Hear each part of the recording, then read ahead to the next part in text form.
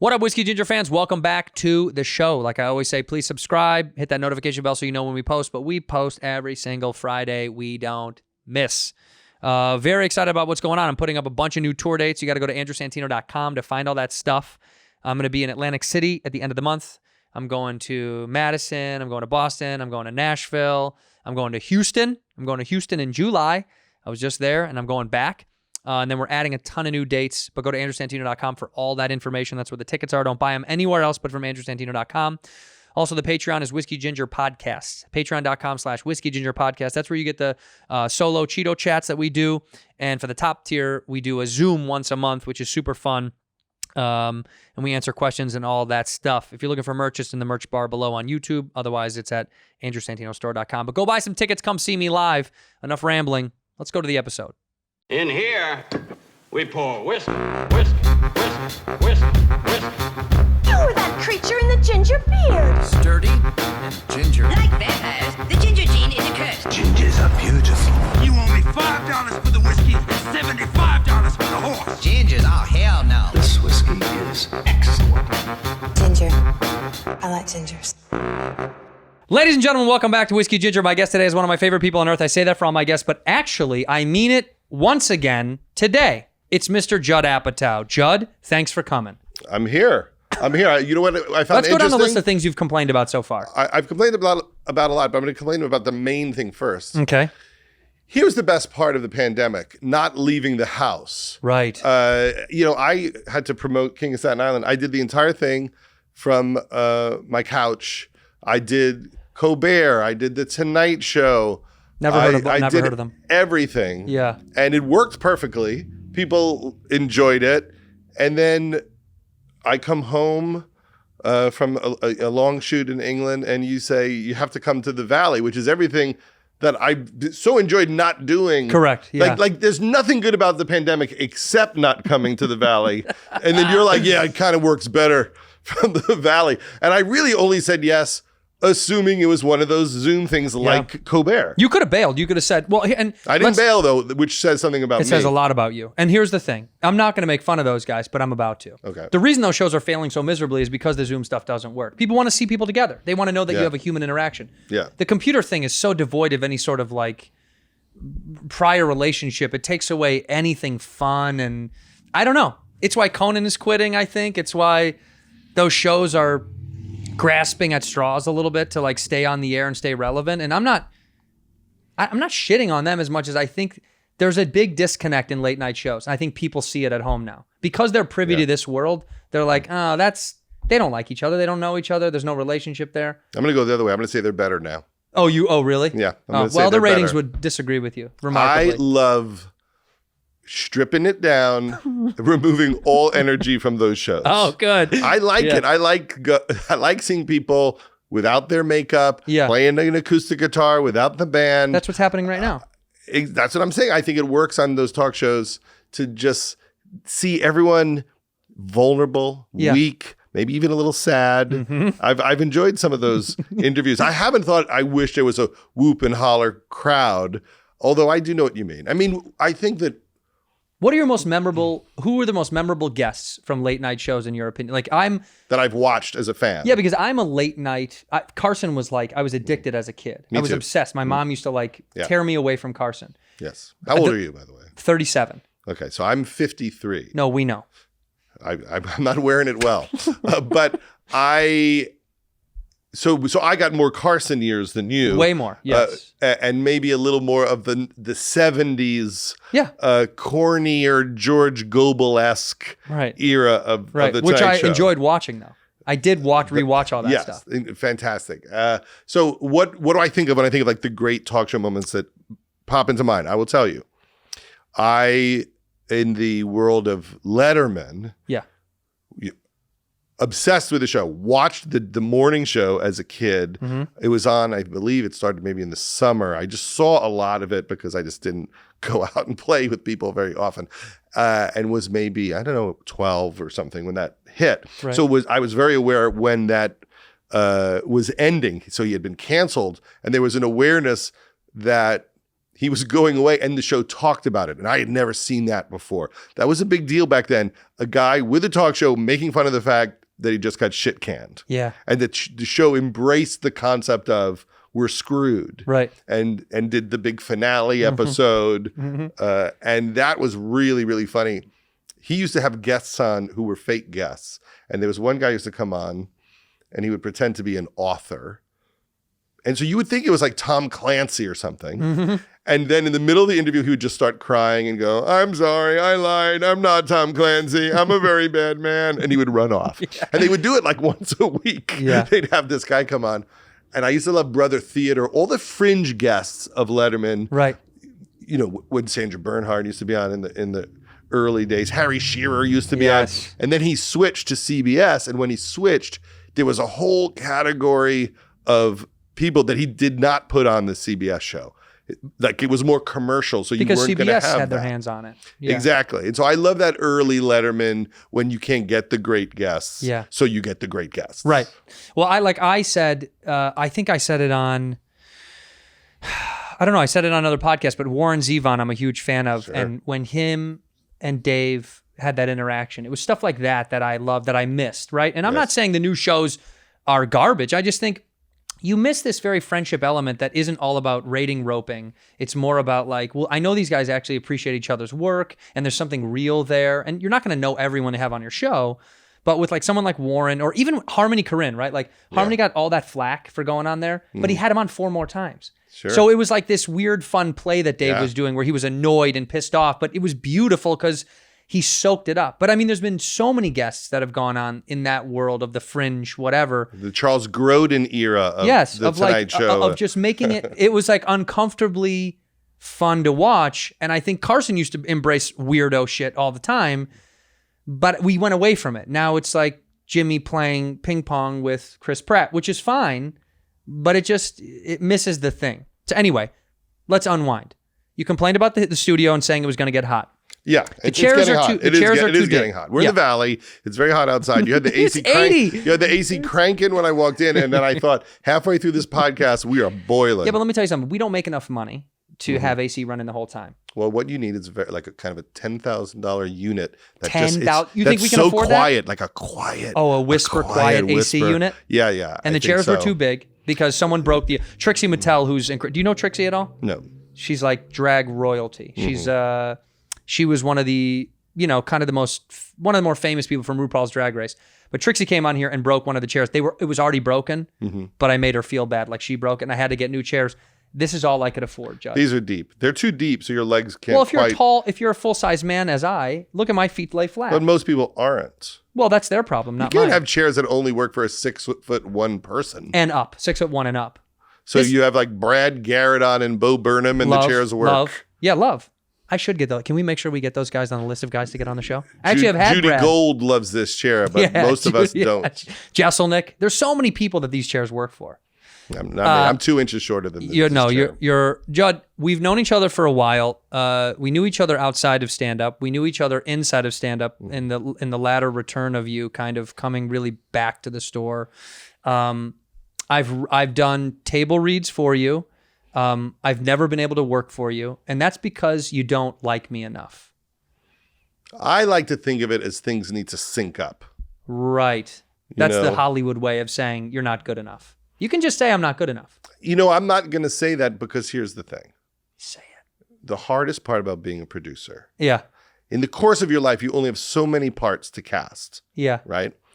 And you like a lot of people, such as yourself, but it has to line up. It has to sync. For instance, what do I need to do? Do I need to get tattoos? You need to just somehow magically be right for something. For instance, I just made a movie. King of Staten Island. No, I made a movie called The Bubble in England. About people during the pandemic. Trying to shoot a movie. Yes. Could have been in that. And Fred Armisen was in it. Love him.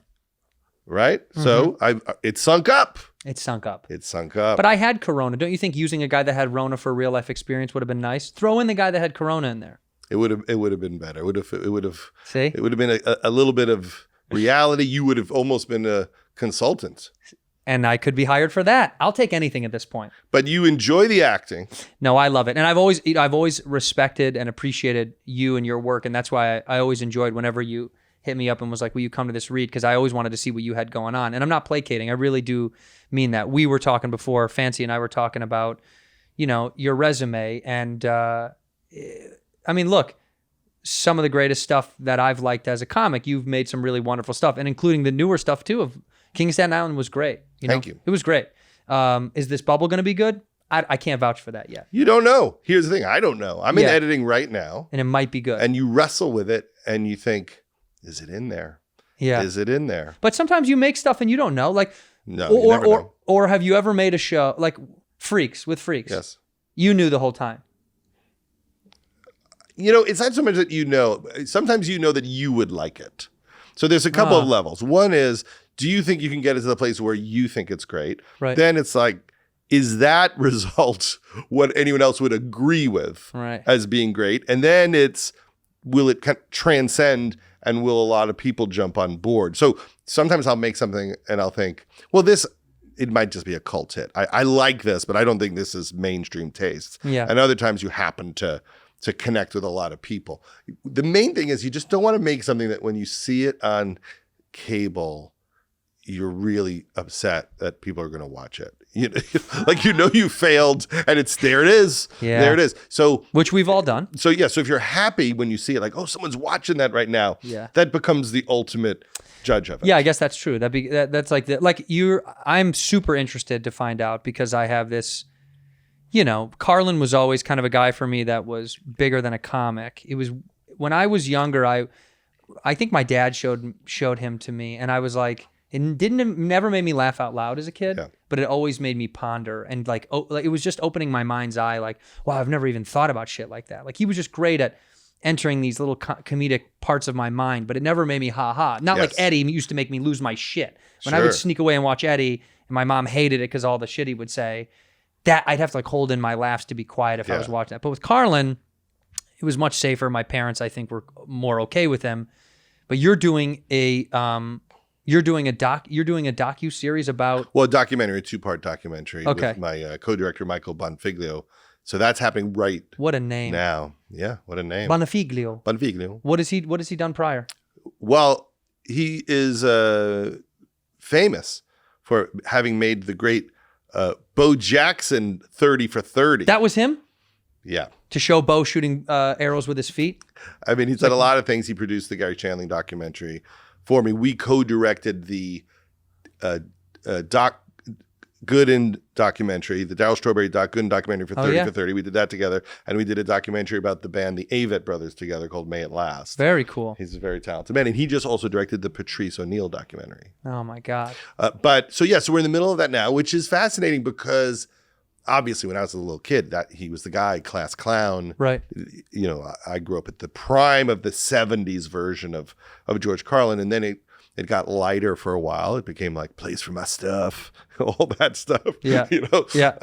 What's a suitcase? I mean, all that stuff. There was like a moment with George Carlin where we were all quite, unsure where it was going to go. And then suddenly it went really dark, the last 3 specials, which I always loved. And I think modern life has proven him correct on almost everything that he said. So the documentary hopefully will be a journey through history, also through his eyes as someone from the 50s, 60s, 70s, all the decades and how he morphed as the world was changing. We have a family friend who used to be his wife's assistant and would say that he had this like lab of his jokes and was extremely particular about the way he would like articulate everything. And so he wrote down every word. Like, as most stand-ups, a lot of us don't write down every word, but he wrote down every word. And apparently he used to repeat it over and over and over and over, like to a point where it would drive her crazy. It was like, stop. You've said the joke 1,000 times. But he would do it because he just liked the inflection differences and the intonation. And I think that kind of chaos is like what you see in Kobe or Tiger or these great athletes. It's like the repetitive chaos is what makes them kind of the greatest, which just, it reminds me that I'm never going to be that great, which I'm comfortable with. Because I don't have that thing where you're like, oh, I can't lose my mind over the repetitive nature of the particulars. I can't do that. I don't do, well, in terms of movies, I don't do that with movies. I don't write a script, make it perfect and shoot it. I write a script that I feel like has the outline of what I want to do. And then I want to improvise and play and rewrite on the set. Right. And I want to find something in the moment. Right. I used to be much more anal about getting it perfect on when the you're page. young as a director and producer. And also, I didn't like working that way because you get in editing and you realize, oh, that joke I was sure was good wasn't good. Right. And then now I'm in editing, I have nothing to fix it with. Yeah. So I rather on the set get 5 jokes in every spot as opposed to 1. And work with super talented improv. I mean, Yeah. the people that you've elected to work with, you know, it says, I ran into Chris Witowski the other day. Well, I ran into him the first time. We kind of didn't really know each other. We ran into each other at CBS Radford. And he was like, hey, man, you're great. I said, dude, you're great. Because I do this thing where, and people that don't know, Chris was on Love. He's hilarious. I don't remember the character's name because I'm not good with that. I never remember those things. How can I you? move on so fast. Yeah, you do. Yeah, you're already out of here right now. I remember Chris. Yeah, Chris, you know. But Chris played Paul's neighbor on the show, or like lived in the same complex as him. Yeah. And I do this thing where, and I've done this since I was a child. My mom was like, oh, you always did that. If I was watching something on VHS and I found it like hysterical, I'd rewind it and do it again, and then rewind it and play it again. And rewind. And with technology, the best part is, you know, I can just Netflix 15. And I will do this to a point where like my wife like loathes me. But there was a scene, and I want to ask you, you might not even remember this, but I laughed so fucking hard, I had to watch it for like an hour straight, that Paul is trying to throw something, a shoe. Oh, Chris had thrown a shoe and it had hit the window to get his attention. Yeah. And he goes, why did you throw a shoe? You could have just texted me. And he's like, I don't know. And he continued on this like beautiful banter about whatever they were going to do that night.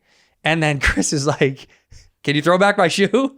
And when Paul throws it, he does it in a very like unathletic, on purpose lob, and it misses. And Chris very like pleasantly goes, oh man, like it's a big deal, but it's not a big deal. But the moment that killed me was, and I got to know this wasn't in there, he looks down on off the balcony where the shoes, and he goes, oh, there's other shoes down there. And I was like, that is what a great, brilliant ad of this insane little snippet. So I watched it over and I told him how much I loved that, because I was like, that's the kind of stuff that makes TV just amazing. Well, there's no scenario that's not an improv. And, and that is what I like about working like that, because I feel like people have their own rhythm. And so to force them into your rhythm feels wrong. Yeah. So to say to Chris, you know, we're going to create a situation where you can do your thing, and we want to hit these beats, and we like these jokes, and we'll try them, but you also can play and drift off. You know, that's when you get great stuff. You know, Mike Mitchell was on that show too, and he would do the same thing with Claudia O'Doherty. Like, he was so funny from the Doughboys. And he is very, very funny. That's my favorite thing, because I'm proud when I write a joke, but I'm just as proud at creating a scenario where someone else can think of a joke. That makes it even stronger. Yeah, I mean, as long as it happens. You know, I always say to everybody, I'm the anti-Aaron Sorkin. I want to write none of it. In here, we pour whiskey. Hey, if you're looking to create your idea into something reality-based, go ahead and use Squarespace to create a beautiful new website for yourself, whether you're selling something, publishing, you just want to chat, you want to make your own podcast page, website to tour if you're a musician, an artist, graphic designer, really whatever you're making, Squarespace is the best. We use Squarespace to make our site. I think it's incredible. And it was easy even for a stupid guy like me to do. Trust me, I'm very dumb. And it was extremely easy. They have these beautiful templates, and if you don't want to use those, you don't have to. You can just go rogue. But they have 24/7 award-winning customer support to help you kind of figure out how to make your website unique for you to whatever you're selling or publishing or talking about. And truly is one of the best I've ever used, Squarespace. And it's nothing to patch or upgrade ever. It's free and secure hosting, and has built-in search engine optimization with incredible analytics to tell you what's really going on your site, of who's searching and what they're buying, what they're purchasing, what they're looking at, what they're clicking on. It's powerful e-commerce functionality. It just lets you sell pretty much everything online. And the new way to buy domains and choose from over 200 extensions. Pretty impressive. If you're in need of a website, do yourself a favor like we did. Go to squarespace.com/whiskey for a free trial. And when you're ready to launch, use the offer code WHISKEY to save 10% off your first purchase of a website or domain. Again, squarespace.com/whiskey. That promo code is WHISKEY for 10% off your first purchase of a website or domain. Ginger. I like gingers. That's the thing that I think I was always had trouble with, was saying the right thing the right way all the time. And that's why I was never good at, I tried multicam. I tried hybrids. I bombed all of them. I mean, they're bringing back How I Met Your Father, the spin-off of How I Met Your Mother. I did the original pilot of that, which was, light it on fire and hide it, bury it, and kill it. It's on the internet somewhere. And what do you think went wrong? All of it. Yeah. All of it. But is it a casting thing? Is it a writing question? Is it tone? I can actually tell you literally, and I've talked about it on this podcast before, but I had never seen How I Met Your Mother. You didn't do your homework? Okay, Big we're time. done. I never do my homework. No prep But whatsoever. I'd never seen it, and so I went home and I watched it after I got the job. And I was like, oh, I get what the show is, but the show that we were making was nothing like this, because Greta Gerwig had gotten a big contract to write it, produce it, act in it. And I liked Greta, but I thought, this is going to be hard. This is such a different world for her, right? Yeah. It's just so opposite of Had what she watched the show? I hope. Who knows? Yeah. Honestly, doubt it. Maybe not. But that element of her kind of being out of what she's the best at was, I think, confusing and tough for them to get the rhythm right. And there were so many good people a part of it that I was like, it's almost too rich with, it's like too filled with riches that you're like, this feels weird. Like even the first day, Pam Fryman was directing it, and she was like, this feels like this is going to be great. And people were chatting like, where are you going to live in New York? Because the guys had moved to New York. You already. always have to have that talk. Yeah. You always got to count your money. Where are you going to live in New York? Yeah. What are you going to do? Because the great thing about sitcoms is you do these pilots and everyone knows what they'll make for this series. Right. Right. So you find out even before you get the part, you have to sign a contract when you're auditioning. That's like, you're going to make $30,000 an episode, but you haven't gotten the job yet. Right. So you can start fantasizing about your world. Like, what am I going to do with all this money? Yeah. And every pilot, people think you nailed it. There's no pilot that gets shot where everyone's like, that really didn't work. Everyone is sure it's happening. That was the one. This was the one. We all knew. It was very a vibe amongst all of us. I mean, we all kind of talked in our own little separate groups. Yeah. I mean, they had hired and fired 3 different girls to play her best friend. Yeah, not a good sign. It was just, I was like, what's happening? And it tumbled through this thing. But anyway, they're bringing that show back.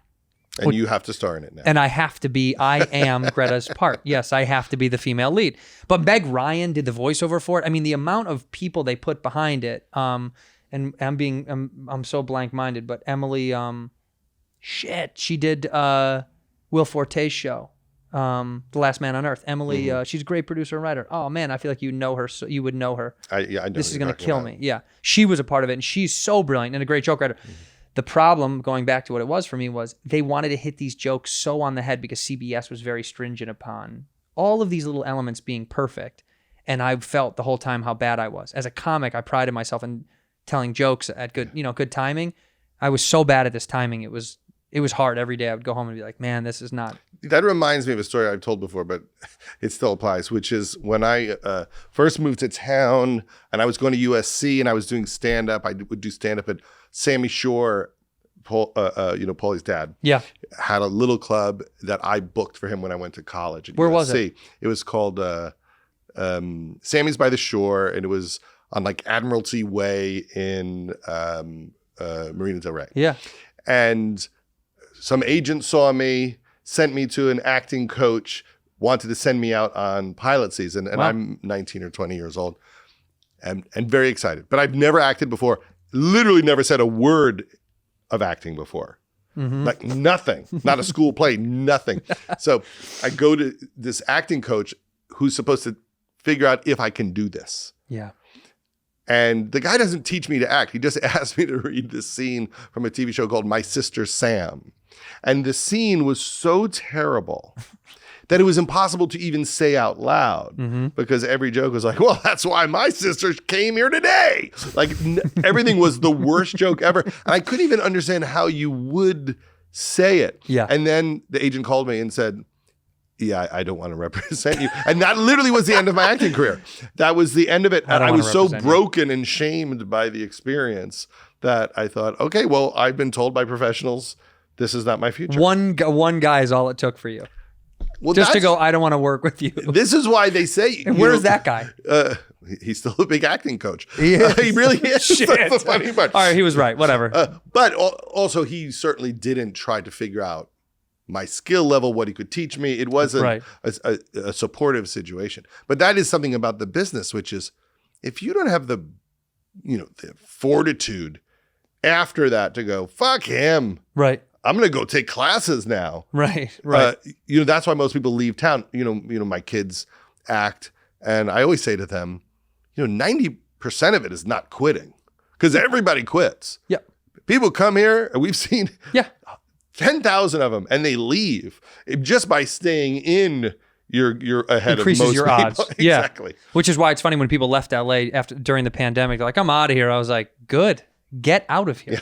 Just the less assholes they have to clog up this system. It is a game of longevity, which is also proven in my first love, which has always been stand up. Is it's longevity, it's skill set, but like the best comics typically make it later in life because it's a long play game. It's hard for guys that and you've worked with in the comedy world. There is a very rare few, someone like Bo that you brought up, who made it young because of his talent, and now has kind of stepped away a little bit from stand-up and focused on other things. It doesn't exist what he did to make it that young. At what was he, 18 or 19 or 17 is when he started making them. I think he was like 16, 17. Yeah, when he was making the videos upstairs. And I think like he is an exception to the rule that like most comics that, especially guys that are close to me, Burr, someone who made it later, Sebastian, like guys that are really hitting their strides, it just takes a long time to stay in it, which is funny because you walked away for a while and then came back. And then I would see you all the time at the store with, a Bible-sized notebook filled with notes falling out of it. It was such a cartoon version of Judd coming to the Comedy Store. I was like, here comes Judd, like papers flying out. Yeah. Like I feel like a bully pushed you and you had to pick them up fast. And you're like, I'm late for the set. And you were like running on stage.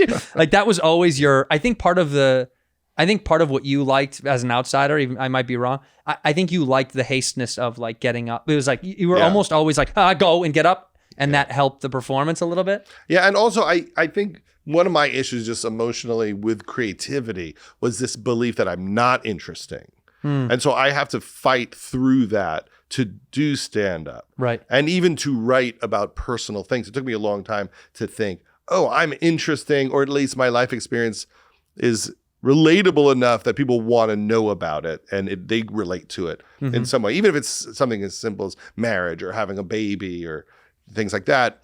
But my instinct in my head is, who gives a shit? No one gives a shit. Just shut up. But that's all of us. I think so. I feel like that a lot. It's a pretty loud voice. So doing stand-up is almost a way of programming my brain to have some self-esteem and to think that I have something to say. And now it's debatable how much self-esteem I deserve to have, but it's helpful for me to get up there and do it. Although I have to say, during the pandemic, I didn't write one joke. No, not Pete one Holmes just had talked to me about this. That he came and we did a set together at the Supernova, this show in Hollywood, and Pete and I have never really known each other. We know of each other and that kind of peripheral comedy thing. We're like, yeah, we know that guy, but he was like, man, what have you been doing? Like, where have you been sneaking up and getting sets? But I was like, I did write a bunch of stuff during it, and then I tried it out where I could. Yeah. And he was like, I don't know how you've been doing it, because I tried to write a bunch of stuff. A lot of it was trash. And so but a lot of it had notions of things that I'll add later. That's my thing, is like, I'll write a bunch of bullshit, but maybe like 5% of it will have a nugget of a thing that'll lead me down a better path in the future. But I felt like the world had dropped out, right? Yeah. So to me, the idea of writing stand-up and also writing anything felt like, let's say there was a nuclear power plant in LA that had a meltdown, and we can only hope. And most of the city didn't exist. But yet we all thought in a year, maybe things would get back to normal. Can I write about my observations of normal life and my family while the wreckage, I'm still walking through the Mad Max wreckage. So the movie I wrote was about people trying to shoot a movie during the pandemic because I couldn't get out of the head of well, I'm in this now. I can't just talk about the bullshit I always talk about, because that world actually doesn't exist. Yeah. Even the world of my kids and trying to get along with my kids and them having, boyfriends and how I relate to it, it just felt like, well, that's for later, I guess. I wouldn't feel know like how to write about I it. had to put down a bunch of shit because of the dynamic shift that happened of like. But about what? The changing guards of the White House. I mean, like the shift of what happened politically So you were and political. globally. You were... No, and I usually don't, which is weird. But like I have to shit on all that because it's all that I felt. There was nothing else going on but politics being jammed down your throat during the middle of the pandemic of left versus right and who started this and who's the real aggressor and who's the victim. And because of that, I had to shit on it. Now it goes elsewhere after it, but it starts from that place of like, why did we think that this was going to be the fix? And why did we think that these people were really looking out for us? And how come we can't believe in these things? I think that's where it starts. And then you digress into the other subcategory. I mean, Fauci is great. It's great to start with Fauci, because he's so cute. He's just what a cute symbol of scientific hope. Can I say what my issues were? Like if I was doing stand-up, what I would have talked about? Yeah. And obviously I'm a progressive person. But you're alt-right. Weren't you alt-right for years? Well, I had an awakening. And you wanted to start Proud Men, but Proud Boys I've always you. been proud. And and you should be allowed to say that. But I always thought all those people around Trump, and could be completely wrong. Yeah. But I always thought that they should hold a press conference and go, he's going to kill all of you. Yeah. And I know that everyone secretly is behind the scenes trying to get the vaccine made. And they're like, we have this lunatic person and we have to get this job done before he kills everyone. But I also felt like we needed more people to go, he knows how bad it is. He's not telling you. Yeah. As a political choice, as a calculation, he thinks he can get reelected by turning us against each other. And he's hiding the truth of what's happening. That it was important that there were more whistleblowers. There were some that Dr. Bright and a few and all that. But I was upset about that. I thought someone needed to go, we are in so much danger that this guy is such a lunatic right now. This is the worst human in the world to deal with this. Well, I text Chris Christie sometimes, and him and I really get into it. He really tells me all his deep, dark secrets. And Rudy and I, Giuliani, we have lunch every other week. I have so many pictures with Rudy from years ago. Isn't that so funny? Like I was on the Tonight Show and he was on. So I have so many pictures of me just with a big smile on my face, him with a big smile on his face. How could you not? That's going to exist in the rest of your life, that you're going to have photos of people. You know what I mean? Like that will just only continue to come up. Also, you're born and raised in New York. Yes. So you know the Rudy of old is different than the Rudy of now anyway. I know Rudy fighting the mafia Rudy. Right. Was he stop and frisk? I'm sure that he was. He was like a part of that, right? He also was about shutting down parts of the city that had both the arts in them, but also the seedier part of the city. So people felt like the city really changed and was somewhat Disneyfied. Right, that's right. That's why But I don't know if you could really fight to keep your porno theaters. So I'm not sure you could. Ultimately what it could have been. We do it here in LA. Yeah. Studs Theater, man. I gave them $10,000 so they could keep those doors open, which is why we don't have AC in this place. Yeah. Because that's you quiet give so much money to Studs Theater. Yes. Well, dude, somebody needs to. You need a place to go to watch. I think it is weird that Studs Theater. I used to live there next to there in West Hollywood, not too far, and I thought the internet's been around for so long now. I don't know why you'd want to go to a theater other than the communal aspect of watching porn together in a room, which I think might be fun. I think there's something there. I've never done that. Watch porno with other people? No, but I remember Fred Willard got in trouble for being in a porno theater very late in his life. He did? Yeah. And I don't know why it was a big deal. I don't know if he was arrested or what happened specifically. But anyway, he was in a porno theater. And unlike other people... Just doing his taxes? One assumes. Yeah. Like he's old school. Maybe he just enjoys the theater space. Yeah. But then he went on the Tonight Show, I think, and just made jokes about it. He just did the thing no one really does. Yeah. Because he completely dismissed the controvery, made 3 hilarious jokes about it. And the world was like, yeah, that's... Well, because also I think with that kind of stuff, it's not illegal. I mean, we live in this weird puritanical society where we do this thing sometimes where we judge the moral compass of people's decisions if they're not illegal. It's like, he didn't do anything illegal. So you're just judging it based on the idea you don't like the behavior that he went inside of a porno theater? I'm not sure what would be illegal. Is there something I think you in a can't theater? masturbate in there. I think you can't pull your genitals out. Yeah. But I don't know. We It's test a form the of theory. torture, right? To have porno theaters with that rule. Right. They have to have, they give you books to put on your crotch so you don't get a hard on. Or for the cops even break in. Right. Hands up. Knowing just one hand up on everyone. It's a setup. The whole thing is a setup. It is. It's bound to fail. It's just it's a bad idea to begin with. Also, yeah, because Paul Rubin, he got caught in a theater as well. Mm-hmm. Same idea. But I remember because he was Pee Wee Herman, that's why they got mad at him. He couldn't go on a show and make jokes because he was a kid programmer. Yeah. If you did kid programming, it's like you're not allowed to do that. Fred can do that. You know, it's like, well, he's a comic. He's an adult. He does comedy for adults.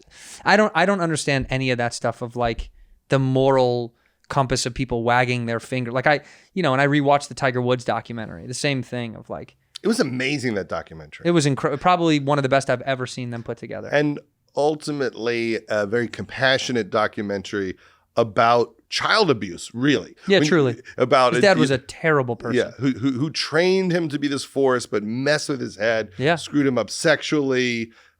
Screwed him up in terms of how he related to the people and the world. But I'll tell you, at the end of that documentary, I was bawling. I found it so emotional. Just that they started talking about him just being nice to the other golfers, that he was finally connecting with people in a real way. Right. After never really having those types of relationships. Yeah. It became a story of healing. And that is my favorite thing. Sometimes, people think it's corny, but I do want to watch stuff about the human struggle and see people get a little better. They don't even have to get a lot better. Just a little. Just a little. Like, yeah, there's movies that are kind of cool and independent because at the end you shoot the lead in the head and it's over and you watch his blood spill out and everyone's like, well, that's an artist. But I do love that. It's not a hard choice to make, the dark choice. Right. It's not difficult. I mean, when you can really pull off something like that documentary where you are so invested in his emotional journey, Yeah. you forget about the sports thing. Yeah. And when they have that section where they're talking about how mean everyone was to him when he was getting divorced and to his wife. And then at the end when he wins the Masters. And it means something else, right? It's just about someone who doesn't give up. And then, of course, he just got in a car accident. So what does it mean? I don't know. Maybe it was all bullshit. We go dark at the end. That's how we do it. We have to go dark at the end. The story of redemption, they're like, anyway, he flipped a Yukon going 85 by Terranea or whatever. Do you think like the people who made that movie just go, let's just add 10 seconds after the credits to catch you up? We just need a little bit of something just to give you full speed spectrum of what's happening. Would you go 80 at like 7:30 in the morning and on a 30 mile an hour zone? Like, would you ever do that? Fancy and I, we actually take a trip every Sunday morning. He has a McLaren 720S, and we'll drive it up the coast. And we do this game where we say, it's look ma, no hands. And so we do look ma, no hands. You close your eyes, you let go of the wheel, and he has to drive it from the passenger side, which is also, it's tough to do. Yeah, at that speed. We go about 95 to 110. Yeah. And I like to risk it. I just figure, why not? So far, we're still here. We're sitting here with you. Yeah. I breezed over this mentally, but I do want to ask you, what do you think was, because you were talking about when you were writing, we were talking about the tough of writing during the pandemic. What do you think, do you remember the first personal thing you put down? Like that you instead of just writing a comedy script or a script from like somewhat semi taken from your personal experience, do you remember the moment you were like, oh, this is really a piece of me I'm putting down on the thing and I'm a little anxious about putting it out to the world? The first like really personal thing you put down. Yeah, I think that the one that was meaningful to me, 40-Year-Old Virgin, was well, yes, very much so, but probably some Freaks and Geeks details that were specific to me. Your real high school experience. So when I was a kid, my parents got divorced. Paul Feig's parents didn't get divorced. So when there were broken homes in the show, I was always pitching a lot on that and what that felt like. There was an episode that J. Elvis Weinstein wrote, I think, and it was about Sam Levine's character, Neil, and he finds out that his dad's cheating on his mom. And how he deals with it is becoming obsessed with ventriloquism. And I really related to this idea of being interested in the arts, like whatever, stand-up or magic. Sure. You know, that is a funny nerd's reaction to trauma, stress, trauma, and anxiety, is to become obsessed with something. Right. I have to fill my time. And I remember like practicing juggling, or I knew people were doing magic and making money. I'm like, I gotta learn magic so I could make money when I'm like 13 or 14. Right. And in the big scene, he's like doing ventriloquism at his parents' party and just goes off on the dad, right, as the puppet. And you know, those kind of things, you know, and I didn't write the episode, but just in terms of pitching in the room and sharing your pain, that's what I did at Freaks and Geeks. I tried to just be as honest as I could about how strange it felt having step parents, on both sides.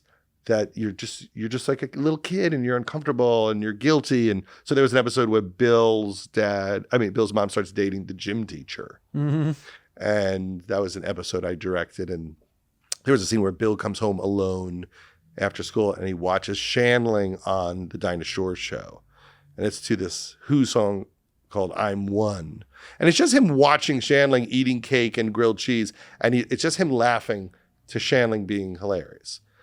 You don't hear anything Gary says. It's just all to the Who. Right. And that was my entire childhood, was coming home after school. My friends would play sports and I would watch like the Mike Douglas show. And eat cake and grilled cheese? Yeah, I'd watch Jeff Altman or Michael Keaton do stand-up. Yeah. And that was my friend. And so when you watch that, it's a really sad scene. But it's how I felt my whole childhood. It's like you watching The Tonight Show. There's something, you know, when you're a kid, you get such comfort from these imaginary relationships. It's very Rupert Pupkin. Yeah. Because in your head, I'm friends with those are my best friends. Merv Griffin. Right. I mean, I spent more time with them than my real friends. In here, we pour whiskey.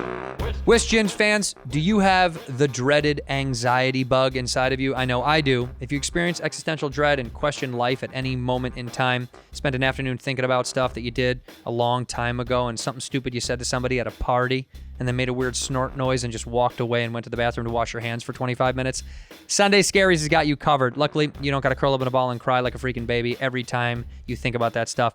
Sunday Scaries is the perfect CBD products that are going to make your questionable decisions more bearable. Overcome the traveling woes of the new year and all of the ongoing life problems that we all experience. This is perfect for creatives, people on the go, party animals, people in between. Everybody, whoever you are, if you have a little bit of anxiety, it's time to dominate it with 2021 CBD by Sunday Scaries. Scare free. Let's live it like that. 25% off at sundayscaries.com. You can get 25% off at sundayscaries.com. Use that promo code whiskey. 25% off. That's a quarter, if you don't know, of the price at sundayscaries.com with the promo code whiskey. And thank you, Sunday Scaries, for making Sundays chill once again. Ginger. I like gingers. When you say that, it just, you brought the image in my head, because I used to eat hot dogs cold because I couldn't reach the microwave. So I would just grab hot dogs and wrap them in American cheese, and I would sit and watch Carson. And my mom. Are hot dogs pre-cooked? They're all pre-cooked. Oh, I didn't. Cold. That's why I say still cold have never hot dog. quite known if they were pre-cooked. And I'm alive, so either way. No, they're all pre-cooked, but I would eat them cold. That's why I used to say raw hot dogs, but there's no such thing. But I'd eat them cold with wrapped in American cheese, and my mom would be like, were you eating last night? Did you sneak in outside and watch Carson? And I'd say, no way. And she'd find American cheese wrappers hidden all over the home, like in the bathroom drawers and stuff, because I was embarrassed that I would sit and just eat and watch Carson. But it was very comforting. But for me, it's interesting you say that, just because like for me, it wasn't a trauma response as much as it was like, like my parents got divorced when I was 1. I don't know them together. Yeah. So there was none of that, those moments that you talk about where I hear it from friends, the shattering of the home, but it was like, I never even knew those people in the same room. Yeah. So for me, the entertainment or the comedy aspect that came into my life was because my grandfather used to make fun of everything. I mean, he's a Chicago firefighter and one of the funniest guys I ever knew. All he did was shit on stuff. And I loved the quippiness. It gave comfort to, like, you know, poor is the wrong word, but, you know, broke is probably the right word, you know, because that era, you could just make enough money to get by and it was fine. And I think that was always his response to the haves, because the have-nots would always shit on the haves and punch up. And so then I kind of learned that, and that's where I got my comedy itch from. And was he alive your whole childhood? Yeah, he only passed away less than a decade ago. Yeah, he was my hero. As far as comedy goes, he was just so fast. Like he could make a joke out of something quite tragic and quite sad. And I think that was just their response always to, what it was like being kind of always the poor working class have-nots, And being a firefighter, I got to be around a lot of firefighters by working with Pete Davidson on King of Staten Island. And they're just the greatest. Oh, yeah. I mean, it's hard to even get across to people who haven't spent time with firefighters. And I hadn't before that. Right. We're living in a world of pure ego. So we're trying to be creative, but we're really feeding our ego and our career and our success. And to be around people who've made a choice to have this job, which isn't the greatest paying job in the world. No. A lot of times they have to have other jobs simultaneously to pull it off. And every day they go to work, and really all they're doing at work is trying to help somebody. Yeah. Every second of the day. That's their thing. And I said to one of the firefighters, is it boring? Because a lot of it is just you go somewhere and nothing's really happening or it's bullshit. Right. And the guy said, I know it sounds corny, but I kind of just like helping people. Yeah. And it was so beautiful. And there's a spirit when those people are together with each other. They're also doing that for each other in the firehouse. Right. And obviously they're not perfect people. They have the problems just like everybody else. But it's very different than what we do. Well, we're bullshit. Exactly. Yeah, we're fantasy children. It was nice to just know that existed. Right. Because when people talk about 9/11, what is that? It's a date in history where there was a tragic event. I'll have to look it up. They would do that the next day.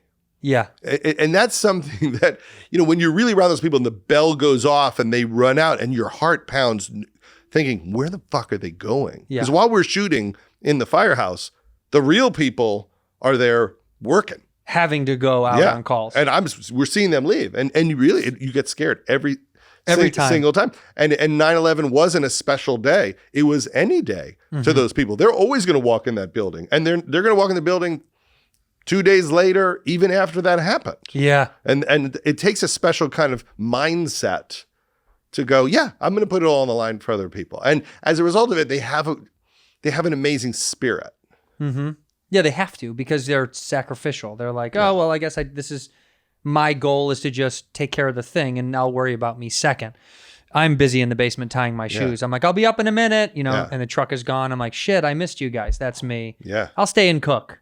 That's why we hired Burr in the movie because we needed someone like your grandfather. Yeah. We needed to have someone hysterical in that space to go, yes, there's something wonderful and selfless about it, but also they're just busting balls all day long, and they're so funny, and there's there's like a strange summer camp vibe. Yeah, no, it is also because the boys are back. Like whenever I used to run. By the way, you could have hired me as Burr's kid, but it's fine. Yeah, definitely. But but I don't want him to hear that because we're not that far in age. But every time I used to walk past the West Hollywood Fire Department when I was going to like Lubitsch or something to do a set, those guys sometimes would be out late at night, like playing ball or hanging out in the streets just to like just have their night exercise. And I was like, oh God, it is like camp. It's just like you're meeting up with you. It seems like the camaraderie is so strong that probably aids in the thing that we're talking about. Whereas like the sacrifice part is because, well, they're all doing it. So they're all in on this game together. Yeah. It's almost and like... they have to be in shape for each other. Oh, yeah. You have to be in good shape to save those calendars. Your friend. Oh, right. And the calendars. You do need to be in good shape. Should we do a director, actor, producer calendar of regular bodies? Exactly. Why don't they do that, regular bodies? They took a poll of... I can't remember what magazine did it, but they took a poll of like from porn stars and sex workers, like OnlyFans, all that stuff. And it was like 70-something% of women preferred regular dad bod, quote unquote, to guy who has too many muscles, because guy who has all the muscles is going to spend more time on himself than he ever would on you. And I was like, that's the influence that we need to be putting out there. I've been trying it my whole life. It's working. I mean, I've talked about it on stage, but someone said, you got to read this article about dad bods, and I clicked on it, and the picture in the article was me. It literally was like, I was like the definition of it. But it's funny because Mark Wahlberg, I guess, is doing some movie now where he's supposed to be out of shape. Out of shape? Out of shape. And he's, he literally would get up at, I think, 3 a.m. and start working out. The schedule is his day. obnoxious. But now he's looks like me or worse or kind of the same. And he posted a picture of it like last week. On Instagram or something? Yeah. Yeah. And people loved it so much. They were so thrilled to see him out of shape. And then I think Will Smith then posted his like pandemic out of shape. Well, he's doing a challenge to get in shape. He's doing this whole like, I think Will Smith is doing it because he's monetizing it. Yes, he's so skilled and talented. He can go, I'll eat shit for a week and then watch me get in even better shape than I was in before. Yeah. That's what cool guys can do. Yeah, I tried that challenge. I would gain 1 pound over the course of all of that, look worse, lose more hair. It just wouldn't work out. You know what I mean? It's nice to know that I've allowed it all to fall apart. Like I'm moving so fast to looking like Mel Blanc or Lou Jacoby. My wife gets so upset because when we go out, I have got it down where I'm not joking. From the moment she says we're gonna leave in 5 minutes, I can take a shower and get dressed. 5 minutes? In 5, I could be in the shower in 2 minutes, put on my clothes, throw my hair to the side, put on deodorant, and be in my sneakers and ready to leave. Well, she's just so annoyed at that, and it keeps getting reduced and reduced and reduced. She wants me to care more. Yeah, but they do. They want you to care. They want me to care because also that's part of when you're married for a long time. There's this agreement that you won't fall apart. Right. Like I won't make myself someone you don't want to be with. So are you upholding your end of the agreement? I'm in the border. I'm right. Like Cusp. she's not furious about it. I lost a bunch of weight during the pandemic, like 16, 17 pounds. I put on about half of it in the last few months. And there was a moment of pride where I saw 189 for the first time in decades. Yeah. And I was like, wow, 180. I'm in the 180s. And then now I'm right back at 200. So I have to. You got to get a 189 tattoo on your wrist to remind you. How girls have breathe on their wrist. That's what you need. 189 is what's your secret? What's your late? I've asked this to so many guests. What's your shitty late night or your shitty guilty thing that you're like, well, this is why I gain weight because I can't get away from eating this shit.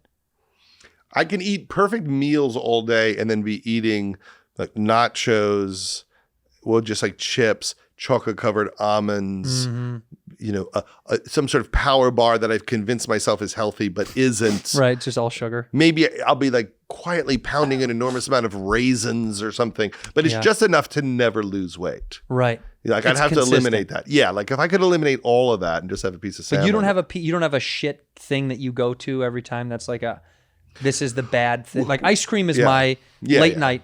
I'm going to eat ice cream. Like during the pandemic, there was a moment where for the first time in my life, and it seems weird, but the first time ever where I ate a pint of ice cream and then ate another pint of ice cream. that was as far as I've ever gone. The bang bang. And I never even considered it. Like, right. Oh, you could just start the next one. You're allowed to keep going. And with the cholesterol and all that, I mean, it's literally like 3,000 milligrams of cholesterol. It's a lot. That was bad. So I can go to the ice cream because I have a thing. I love being stuffed. Oh, you love feeling full. I love feeling full. I love like almost passing out from being full. I like when all the blood leaves my head and goes to my stomach. Like you know what it's from when I was a kid? I swear to God, we used to eat McDonald's like 5 days a week. We used to eat it all the time as a kid. Yeah. And I would have 2 quarter pounders with nothing on them. No ketchup, nothing. Just the meat and the buns? Yeah. Then I'd have a hamburger, nothing on it. A large fries, a small fries, a shake, and a Diet Coke. And I would get so stuffed, and I loved it. I think all the recipes are different now. I haven't had McDonald's in why? Decade. I've talked about this. People always say that. I don't eat McDonald's. They changed everything. The fries doesn't taste are different. As good. Yeah. Whatever. The pink slime. I don't know. The sludge chicken. I mean, none of it is what it felt like as a kid, where it did feel like there was some burger in there somewhere. There was. I mean, it used to be non-frozen meat. Once they learned that they could freeze it, McDonald's was like, we're not paying for refrigeration anymore. We're going to freeze this stuff. So there was glory days, I guess, of Of the McDonald's. So I Yeah. think I'm chasing my McDonald's high. Go to In-N-Out. That's the move. Just get one of those. I have ice cream at night, and I'm a booze and beer drinker, and we're only not drinking now because Judd was drinking all morning already, and he said no more for me. But I can't not have a beer when we go have like a burger. Like it's like I want to have a couple of beers and a burger, and I know that once a week I'm going to my favorite spot to go get a burger and a couple of beers. Yeah. And that added on to the other shit that I sneak in, it's always going to keep me in fluctuation. Like it's just, I'm never going to break out of that. I'd like to think one day I could stop that stuff, but it's never going to. I'd rather just die with it, you know? Yeah, it's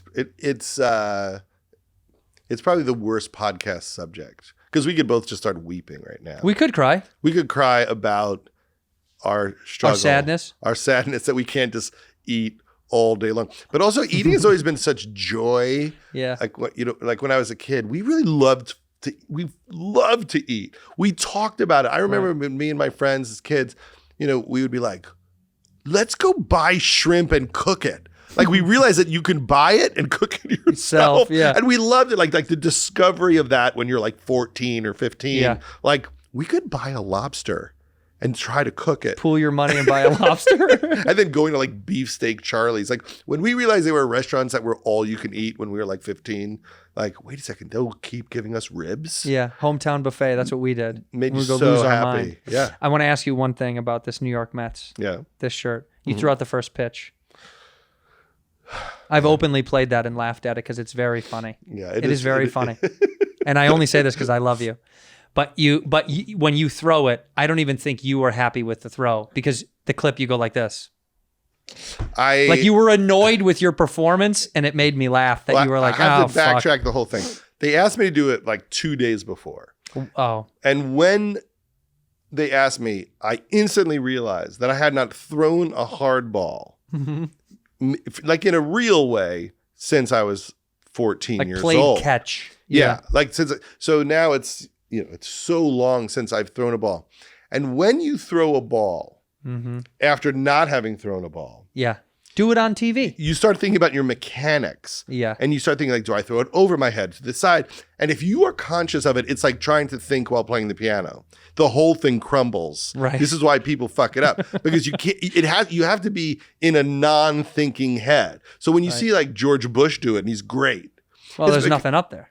He's not thinking. He's just thinking like, about painting horses. Yeah, he just whips it and he's done it and he doesn't give a shit. But when people think about it, it could go straight to the side. Anything can happen. 50 Cent. Yeah. So I practiced and my arm instantly hurt because I hadn't used any of those muscles. I get there that day. They take you underneath like the stadium and there's like a place where you can practice on a mound. They always say throw high. It's like an optical illusion when you're on the mound.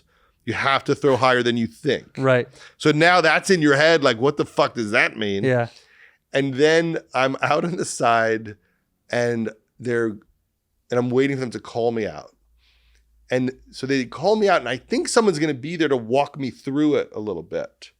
Like I don't know why. I just thought I'll get to the mound and someone will tell me what happens now. Right. But they just like say my name.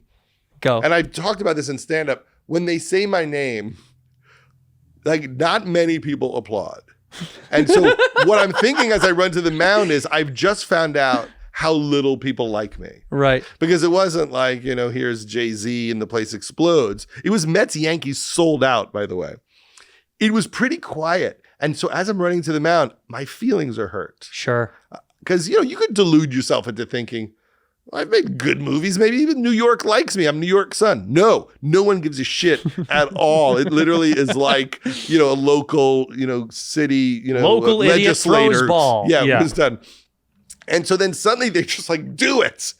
And so now I'm in a panic. And I remember like Jacob deGrom was like in the outfield near me. And it's also awkward because I thought, am I supposed to go say hi to him? Or not? Right. Or do I stay on the mound? Or do I run out in the field? He's like 20 feet away. Right. And I was just disorganized. Like, should he come say hi to me? Like, are we supposed to have like a little moment? But no, he doesn't move. So I'm like, all that starts hitting my head. And then it's like, throw the ball. They literally say like, throw the pitch. And in a panic, I throw it. It was straight. but it did not reach the plate. It hit the dirt Right. and rolled in. And I said to myself, I would like this either to be the worst pitch ever or do it solid. So at least there's a funny At least there's story. something. And yeah. it wasn't bad enough to be kind of a great bad It one. was just right down the middle. It left a bad taste in my mouth. And You- Keith Hernandez was there, and Dwight Gooden, and The gods. And did they boo you? If they razz you, it's fun. it wasn't bad enough to get some big boo. I think they See. didn't care about me at all, and that's all I really took from it was I have not penetrated the consciousness of my home states. What if they say, come do it again? Will you do it again? I would do it again. I may have to try to do it for the Come on, the Mets. Call him out Dodgers again. at some point. Yeah, you don't have a choice. Get him out one more time. I think you need a redemption song. You need to get out there and have your moment and really kind of soak it up and then redeem yourself. I think you need it. I think you can't go out like I'm not that. in any reels of bad pitches, so that's all I can say. No, you're not. No, it's not the 50 Cent almost hit the dugout. You're not in that realm. But are you a big sports fan? Because you never played. You just were a big fan as a kid. But you weren't. Here's into how my sports brain in works. that I way. can't remember anything from sports. So if I watch a game and I think, oh, those are all the Lakers, the next day I can't remember any of their names or any stats. Right. So where comedy, everything sticks. For whatever reason with sports, I forget most of it. So it's hard for me to be a fan because my sports memory is bad. Where like Bob Costas could tell you every pitch he's seen Yeah, in ever. his whole life. I don't have any of that. I like basketball. I had season tickets to the Lakers for a long time, and I don't anymore. And I like the Mets, but I'm fair weather. I'm a playoffs guy. I jump back in at the playoffs. and watch. But you've never. But not. You're not like a fair. You won't root for the Yankees. Oh, I don't care enough to. You don't have that like kind of if the Yankees were in the World Series, I would root for them. Yeah, You would. yeah. I'm not like territorial. I'm a nerd, so like all the rules of what that's supposed to be. In my head, I rebel against. Sure, I know, but what's interesting to me is always like whenever someone says nerds don't like sports, that old like, oh yeah, nerds don't like sport. Of all the sports, baseball is by and large the nerdiest. It's all analytics, it's all statistics, it's all strategy, it's chess. It's chess with a bat and a ball, and that's why I always got annoyed when people said it's like, no, a lot of comics used to do that a lot. This whole like, oh, bro like sports. But you're like, but nerds should love baseball. It's all numbers. It has nothing to do with anything else but numbers. In fact, the only way we speak about athletes in baseball is fucking numbers. Their numbers are what's your on base percentage. You know what I mean? Like what's your batting average? It's like it's all, and you're viewed as a number. Everything about you is a number, which is why I always got annoyed when friends that were like, I don't like sports because I'm a fucking nerd. It's like, well, no, the most intricates of sports are all numbers. I mean, when you're talking about having a blank brain, I'm a big golfer. I love golf. You have to be empty or a genius to be good at golf, right? That's Phil Mickelson said that. And they said, well, and they asked him about a few other golfers. Like, what about, Dustin Johnson? He's like, you can figure it out on your own.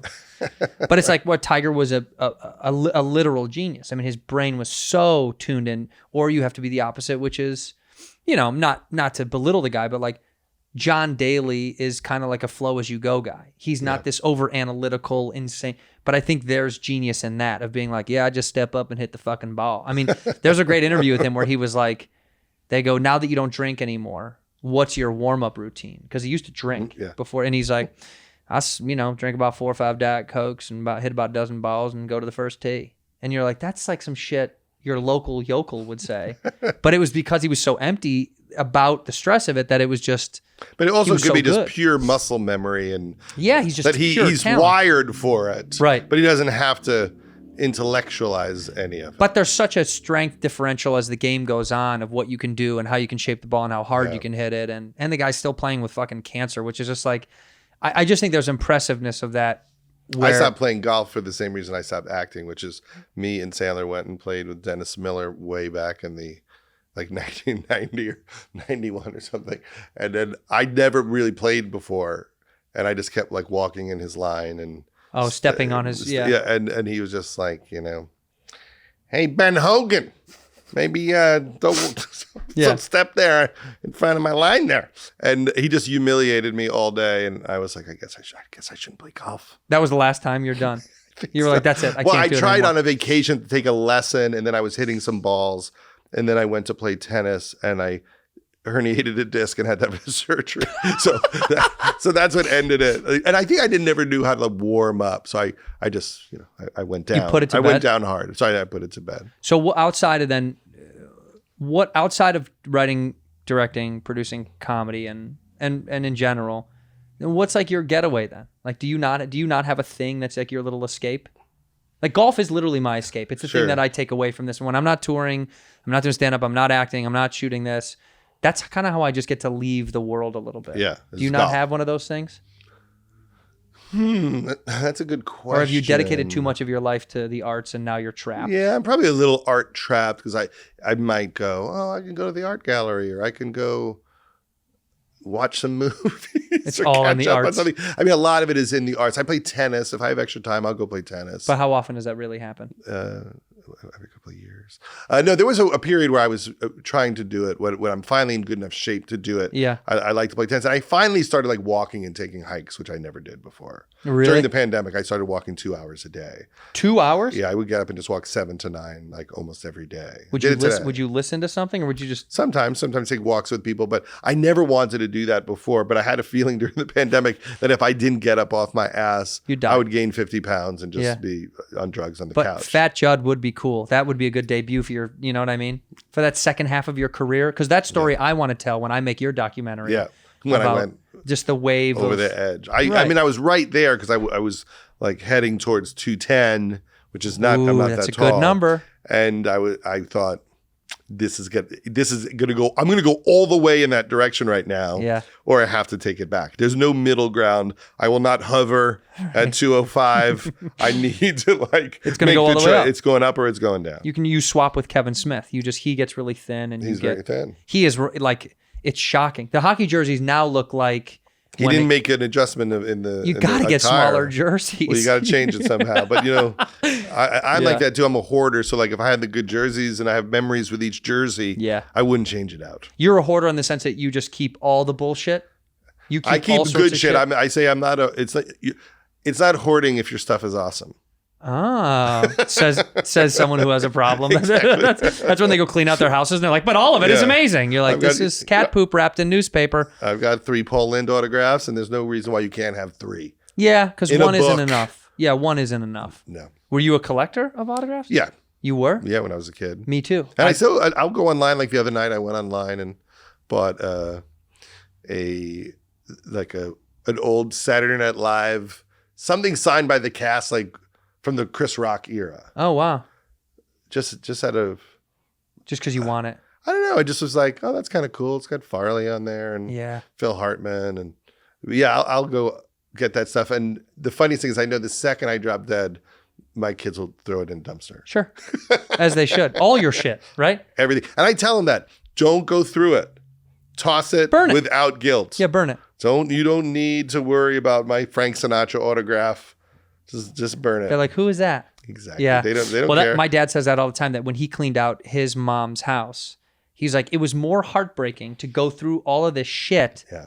He's like, when I die, we're burning the house. It's gone. Yeah. He's like, I'm going to pay a company to come and fucking just light it on. Because he was like, it was exhausting with his brother, and his sister going there and like having to go through this kind of like piece by piece of things. He was I went through Shandling stuff. Yeah. There wasn't someone to really go through it. Yeah. And so I went through all of it. And I want to note this before we let you get back to work, because Judd took time out of his day to come here, and I do appreciate it very much.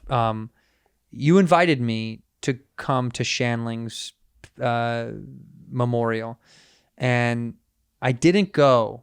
And I'll tell you what. I don't think you even thought about it, but I appreciated you inviting me, and I didn't go because it was a huge fan, but he didn't know me, and I was like, I got to pay my respects from afar because it was uncomfortable for me. I hate those things because I'm really hard. I'm like, for someone who loves like, look at me. The things are really difficult for me to be a part of, like crowded things. And I couldn't do it. And I asked my wife, I was like, should I just go to go? And she's like, are you going to be uncomfortable the whole time? I was like, I'll be thinking about everything. I will be you on the mound for the Mets game. Do you know what I mean? Yeah. Do I go say hi to that guy? Do I have to? I have a lot of social anxiety. And I feel like it's gotten worse in As the you've last gotten couple older. of years. Yeah. I feel there's too many people. I've met too many people, and I don't remember anyone's name. Yeah. Even people I know, my brain just shorts out. Andrew Santino. Yeah. And even that I'll be concentrating, right? Even during this. But my brain is a little like slow on the uptick about that. And so even like doing comedy again and meeting like another 400 people, and then every time you make a movie, you might meet 100 people. That's a nightmare. And then my kids' friends and their parents and the kids at school. So there's like thousands of them. And I swear to God, I probably remember like 30 names. And so going into any space for me is terrifying of people going like, how's it going? I'm like, hey, Fuck. how are you? How do I know this man? And my whole thing is I will talk to them till I figure it out. And then 10 minutes more, so they'll think that I always knew. Whoa. So I'll give them way too much time. I'll talk to them till they walk away. Wow. Like he must have known my name because he wanted to talk for so long. Yeah, he was annoying. I had to get the fuck out of there. He wouldn't leave me alone. I do the opposite. I can't do it anymore. When someone, I just go, hey man, I'm sorry. I totally forgot your name. Yeah. And then they'll say their name and they'll be mad at me for a short time, but at least I don't have to do the thing where it's 30 minutes of. Yes, yeah, I'd rather How's your give the 30 brother? minutes. Yeah, I'm Jewish. That's a whole different approach. You're Jewish? Oh yeah, that's part of my Oh, thing. That's part of my whole shit. thing. But Gross. I I'd lose it. had a brain scan recently, and they said I had brain damage, which I think was from a car accident in like 1990. I got hit from behind by a drunk driver while I was stoned. Wait a minute. Did you get injured during the accident? I think I had whiplash and I probably got a concussion, but didn't know it at the time. And so when they did this brain scan, they were like, look, see that there? That's probably like brain damage. Brain damage ever hit your head. Whoa. So now what I was thinking about doing was saying to people, I have brain damage. That's good. And apologizing and just saying I have a neurological thing where my brain, I'm having problems with names. That's a good cop out. Do you think that would work? I mean, if this podcast gets out, it'll kind of spoil the. Yeah, it might be jump the true. shark. Yeah, It no, might be true. it does sound true. Yeah. It sounds true because there are moments when I look at you and I Yeah. think, I wonder if Judd has brain damage. See? Oh, that makes me feel so much better. I feel so much better. I think you should start using it. I do like that a lot. Yeah. You should just write a film about brain damage, and that'll be your kind of. Right? You know. I use it with the wife all the time. Anytime anything weird happens, any mistake I make, I'm like, it's the brain damage. It's the brain damage, baby. It's the brain damage. Well, look, I hope that your brain damage subsides enough that you can keep making great stuff. I can't wait to see what you're putting out with the Carlin documentary, and The Bubble should be very good. Another film I could have been in. But in the future, if I don't get to work with you, we tried. Well, isn't this a form of work? No. Don't you get paid for this? No. There's no money in this. We pay other people. Jeez. This cost me $150,000. Oh my gosh. Yeah, it was done. That's pretty good. Yeah, it was really good. This is I do wonder how much money everyone's making on their podcasts. It depends on how popular the podcast is. Is it for the road, to sell out the road? Yeah. Or like, let's talk like hard numbers. Yeah. Hard numbers. We have tons of friends with podcasts. A guy we literally spoke of before this. A guy like Dax Shepard, who has like one of the most famous podcasts in the world, That's is making millions and millions and millions of dollars. Yeah. Enough that like he shouldn't ever do television ever again. Yeah. Let's say that. okay. I feel like that's a good barometer. It's and like, a the person comedy that- store person, successful road comic, has their own specials. They're making good money. They're making They're good a money. few like- $100,000. It just depends on how they monetize it and how Yeah. they sell it and who their sponsors Yeah. are. I think we make $8 an ad. $8 am an I ad. wrong? Am I right or am I wrong? Who are Am I your right? main ads? This one's going to be a lot of antidepressant ads. Yeah. It'll be, Okay. this will probably be boner pills, antidepressant, Xanax. Something for dry eye. dry eye. Yeah. This for will be dry clear eye. eyes is awesome. Like a back hair trimmer. Yeah, we do have that. Yeah. Manscaped usually sponsors us. Do you know that someone was us. saying like on Instagram, they think like they hear you, and if you talk about something enough, you'll see the ad come up. Sure. And the one that people talked about with me, they're like, I don't have a cat, but like when I'm with friends and my phone's on, I'll just always talk about cats to see how long it takes for cat ads of some sort To pop up. to pop up. And they say it does happen, but I have to say for a little while, it was a lot of back hair trimmers hitting my Instagram. Really? And I don't know if that's, I looked at something on Amazon once. I don't know like what That's they really share. what it is. But I have to say my ads are so on target. Yeah, me too.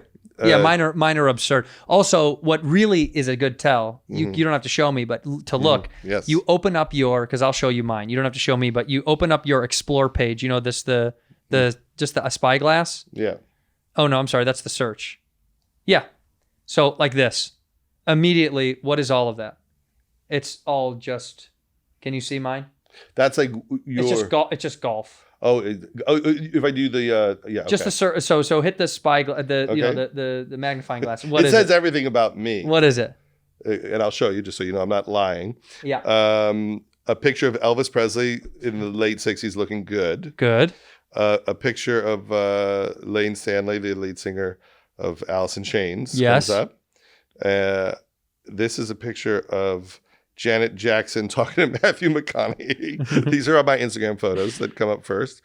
And then a picture of Eddie Vedder on a boat. Cool. Zac Efron has come up. See, Jack Black. This is you. Jack Black, my wife and daughter, and Bill Pullman. And Bill Pullman. Bill Pullman.